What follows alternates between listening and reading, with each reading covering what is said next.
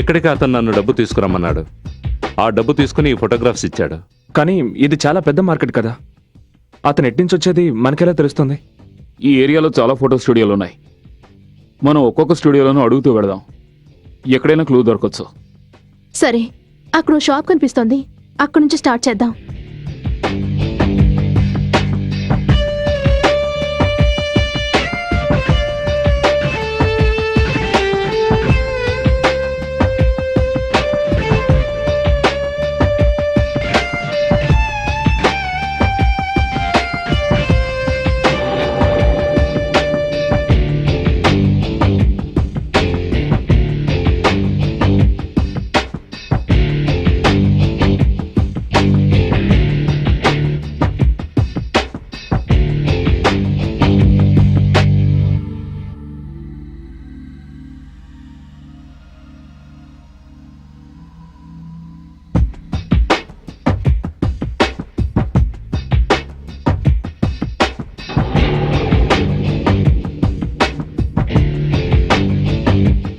దొరికాయి. ఇవి అవే సీరియల్ నోట్లు. ఈ నోట్లు మీకు ఎలా దొరికాయి? ఎవరెవరో ఇస్తూ ఉంటారు, జ్ఞాపకం ఎలా ఉంటుంది సార్? అందుకే ఈ లిస్ట్ తీసుకుని మేము మీ దగ్గరికి వచ్చాం. ఇక నుంచి ఎవరైనా 100 రూపాయల నోట్లు తీసుకుని మీ దగ్గరకు వస్తే ఈ లిస్టు ఆ నెంబర్లు మ్యాచ్ అవుతున్నాయేమో చూడండి. ఒకవేళ మ్యాచ్ అయితే వెంటనే మాకు ఫోన్ చేసి చెప్పండి. అలాగే. చూడండి, మా నెంబర్స్ ఇందులో ఉన్నాయి. ఓకే, ఇప్పుడు అర్థమైంది సార్. నెంబర్లు మ్యాచ్ అవుతున్నాయి. బట్ మళ్ళీ అతను ఆ స్టూడియోకి రావాలి, ఆ స్టూడియో అతను మనకు ఫోన్ చేయాలి. మీరు చెప్పింది నిజమే.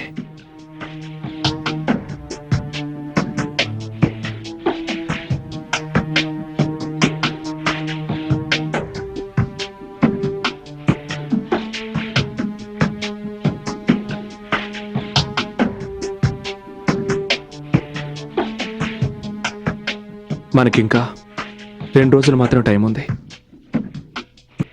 ఆ తర్వాత జడ్జి గారు తీర్పిచ్చేస్తారు.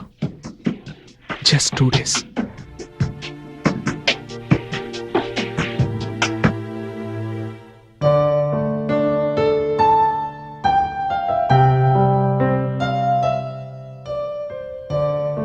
అది నీకేమీ కాదు, నువ్వేమీ చేయలేదు కదా. నాకు నమ్మకం ఉంది, నీకు తోడుగా నేనున్నాను. పోలీసులు ఇంతవరకు ఆ ఫోటోగ్రాఫర్ని కనిపెట్టలేకపోయారు. అయినా న్యాయస్థానంలో ఆదిత్య ప్రసాద్కి వ్యతిరేకమైన సాక్ష్యాలున్నాయి. అందుకని ఈ సాక్ష్యాధారాల దృష్ట్యా ఆదిత్య ప్రసాద్కి సంబంధించిన ఈ కేసులో ఈ న్యాయస్థానం... జడ్జి గారు, ఇన్నాళ్ళు ఎవరికీ తెలియకుండా ఫోటోలు తీసి బ్లాక్మెయిల్ చేస్తున్న ఫోటోగ్రాఫర్ చంద్రవర్మ ఇతనే సార్. మీ పేరు? చంద్రవర్మ. ఈ ఫోటోగ్రాఫ్స్ మీరే తీసారా? అవును. ఎందుకు? అది నా వృత్తి. మీరు ఈ కోర్టులో చెప్పగలరా ఈ ఫొటోస్ మీరు ఎప్పుడు ఏ పరిస్థితిలో తీశారో? బిజినెస్ మ్యాగ్నెట్ రమేష్కి సోనియాకి మధ్య అక్రమ సంబంధం ఉండేది. అది తెలుసుకుని నేను రమేష్ని బ్లాక్మెయిల్ చేసేవాణ్ణి. ఒక రాత్రి నేను డబ్బు కోసం ఆయన ఇంటికి వెళ్ళినప్పుడు ఎవరో రమేష్ని హత్య చేయడం నా కంటపడింది. అప్పుడు నేను ఆ వ్యక్తిని సరిగ్గా గుర్తుపట్టలేకపోయాను. కానీ ఇంటి బయట నన్ను గుద్దుకుని వెళ్ళినప్పుడు చూశాను. ఆమె ఇంకెవరో కాదు, లీలావతి. ఆ రోజు నుంచి ఆవిడని బ్లాక్మెయిల్ చేసేవాణ్ణి. ఆ తర్వాత లీలావతి జీవితంలోకి ఆదిత్య ఎంటర్ అయ్యాడు. నా బిజినెస్ ఇంకా డెవలప్ అయింది. ఆ రాత్రి నేను లాస్ట్ డీల్ కోసం వెళ్ళాను.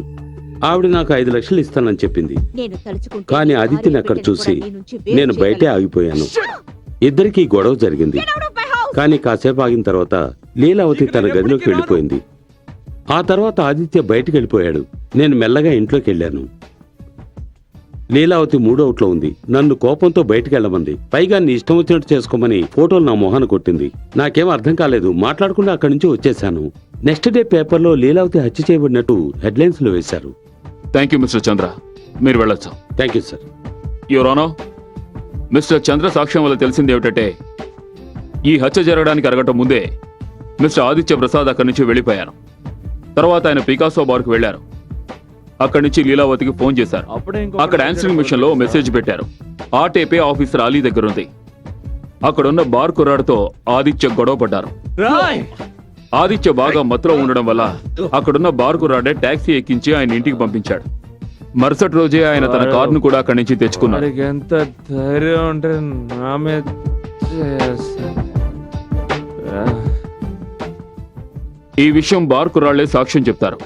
ఇప్పుడు ప్రాసిక్యూషన్ వారి దగ్గర ఆదిత్య హత్య చేసినట్టు ఎటువంటి సాక్ష్యాలు లేవు. సో ఆయనే హంతకుడని రుజువు చేయలేరు.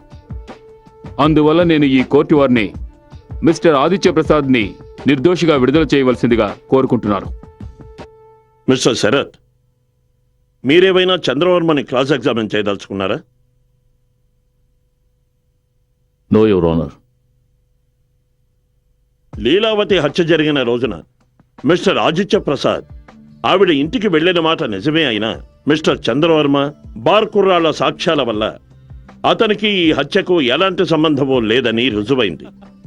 ప్రాసిక్యూషన్ వారు ఇంతవరకు ఎన్ని సాక్ష్యాలు ప్రవేశపెట్టినా వారు ఆదిత్య ప్రసాదే లీలావతిని హత్య చేసినట్టుగా రుజువు చేయలేకపోయిన కారణంగా ఈ కోర్టు మిస్టర్ ఆదిత్య ప్రసాద్ని నిర్దోషిగా భావించి విడుదల చేస్తోంది.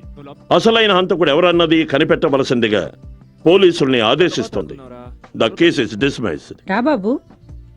Hi sir, hello. Have a seat. You are a very lucky man.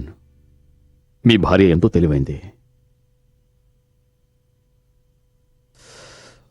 ఒకవేళ మీ ఆవిడ లాస్ట్ మినిట్లో ఆ ఫోటోగ్రాఫర్ని కనుక తీసుకురాకపోయి ఉండుంటే ఈ కేసు మరో రూట్లో వెళ్ళుండేది. 1 minute. చంద్రాని సత్య కాదు దివాకర్ తీసుకొచ్చాడు కదా? కాదు కాదు కాదు, దివాకర్ కేవలం అతన్ని కోర్టుకు తీసుకొచ్చాడు.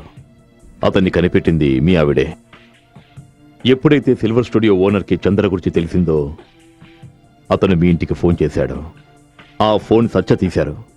తన ప్రాణాలను కూడా తెగించిన సత్య స్వయంగా చంద్రను కలుసుకోవడానికి వెళ్ళింది. అలాగే అతన్ని మీకు అనుకూలంగా సాక్ష్యం చెప్పడానికి ఒప్పించింది.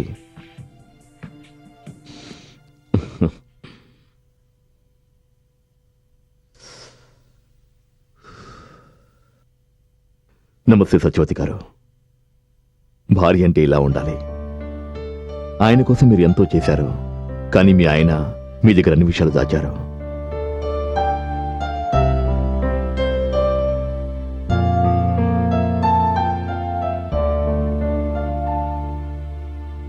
మీరు టీ తాగండి, నేను బయలుదేరుతాను.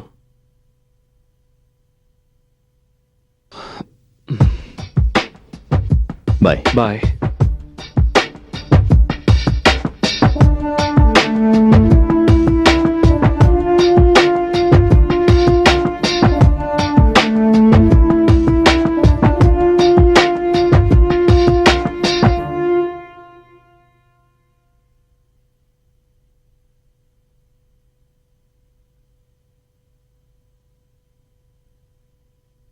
నేను దేన్నైనా భరించగలను, కానీ నా కొడుకు తండ్రి నీడ లేకుండా బతకడం నేను చూడలేను.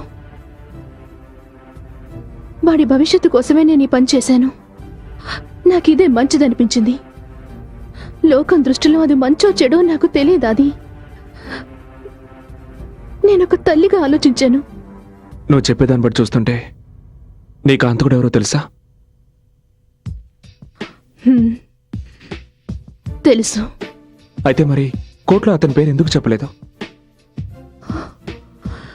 ఎందుకంటే హంతకుని పేరు చెప్తే నా కొడుకు తన తల్లికి దూరం అవుతాడు.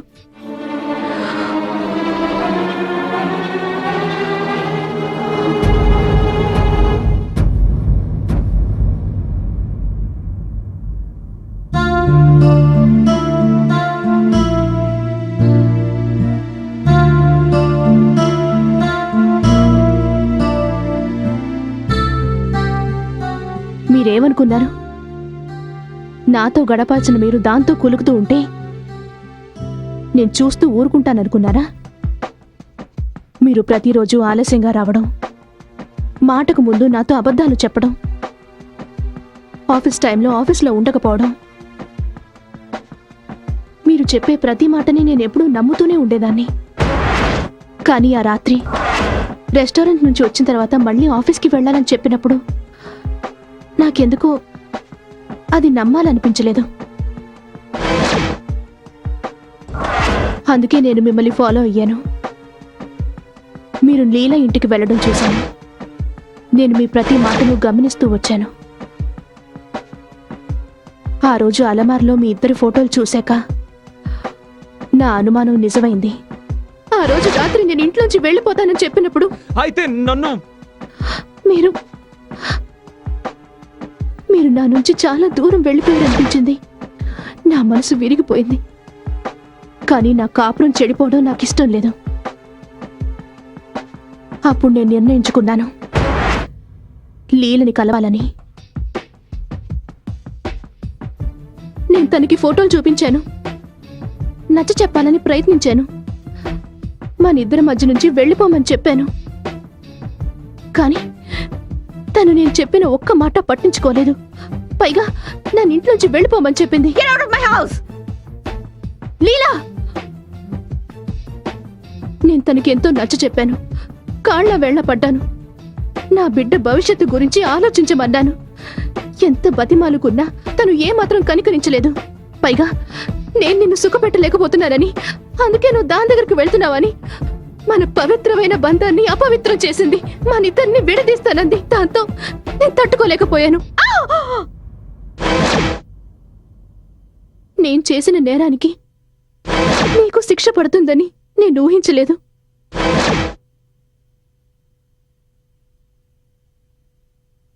అంటే లీలానే నువ్వు? అవును, నేనే. లీలావతిని హత్య చేసింది నేనే. కానీ అది అనుకోకుండా జరిగింది. అది హత్య జరిగిన రోజున ఏం జరిగిందో మీరు కోర్టులో చెప్పాకే నాకు అర్థమైంది. అవునది నీకు నా మీద ఎంత ప్రేమ ఉందో నువ్వు చెప్తుంటే నాకు నీ మీద 1000 రెట్లు ప్రేమ పెరిగింది. అప్పుడే నిర్ణయించుకున్నాను, ఒక భార్యగా భర్తను రక్షించుకోవడానికి ఏదైనా చెయ్యాలని. చంద్రవర్మ కోసం గాలించాను, అతని బలహీనతను పసిగట్టాను. ఇక్కడికి రావడానికి ముందు నేను నీ గురించి పూర్తిగా తెలుసుకునే వచ్చాను. పేరు చంద్రవర్మ, ముంబై నుంచి వచ్చావు. వృత్తి చూస్తే ఫోటోగ్రాఫర్వి, కానీ వ్యాపారం బ్లాక్ మెయిలింగ్, అది చట్టవిరుద్ధమైనది. నువ్వేమనుకున్నావు? నువ్వు నా కాపురాన్ని చెడగొడితే నేను నిన్నంత తేలిగ్గా వదిలేస్తాననుకున్నావా? నీకిక 2 మార్గాలున్నాయి. జైల్లో ఊచలు లెక్క పెట్టడం, లేదా అప్రూవర్గా మారడం. ఇవన్నీ ముందే ఎందుకు నాతో చెప్పలేదు? మీకు లీలకు ఉన్న సంబంధం నాకు ముందే తెలుసని మీకు తెలిస్తే మీరు సిగ్గుతో తల ఉంచుకోవడం నేను భరించలేను. మీరు నా దగ్గరికి తిరిగి వచ్చేశారు. నాకంతకంటే ఇంకేం కావాలి? ఇదంతా ఎలా జరిగిందో నాకు తెలియదు, కానీ జీవితాన్ని జీవితంగా మలుచుకోవడానికి కొన్ని విషయాల్ని దాచడం ఎంతో అవసరవాది. లేదంటే ప్రేమ కోటలు పేక మేడల్లా కూలిపోతాయి. నేను మన కాపురాన్ని కలకాలం కాపాడుకోవడానికి ఏది మంచో అదే చేశాను.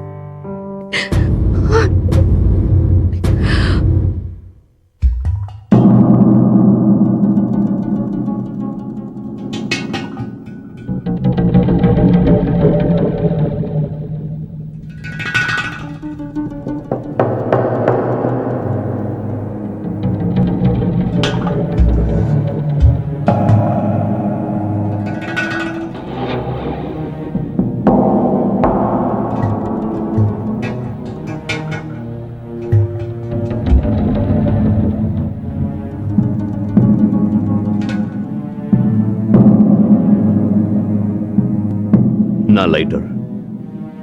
ఎప్పుడు తప్పుడు టైంలో సిగరెట్ వెలిగిస్తాను, రైట్ టైంలో లైటర్ని మర్చిపోతాను. కరెక్ట్గా చెప్పారు సత్యవతి గారు.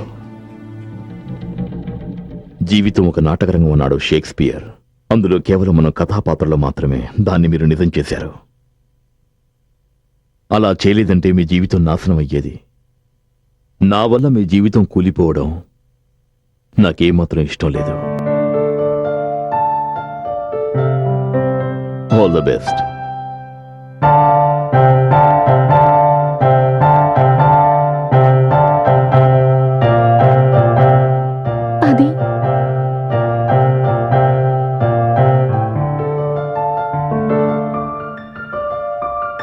సారీ అది